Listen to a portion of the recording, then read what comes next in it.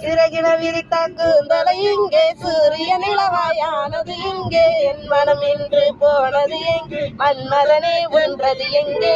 கண்ணத்தை தொட்டால் சந்தன கட்டும் வெக்கத்தை தொட்டால் குங்குமம் கட்டும் புன்னகை பட்டால் மல்லிகை மட்டும் பார்த்தால் பருவம் மூச்சு முட்டும் காலடி ஓசை கம்மலை கேட்டது அம்மம்மா பிக்காசோவில் ஓவியம் ஒன்று பீத்தோவானின் சிம்பனி ஒன்று பொன்னாய் மாறியதோ அந்த புறத்து மகாராணி கோ அந்த புறத்து மகாராணி அழகிய லைலா அவதை வல்லது ஸ்டைலா சந்தன வெயிலா இவள் மன்னத புயலா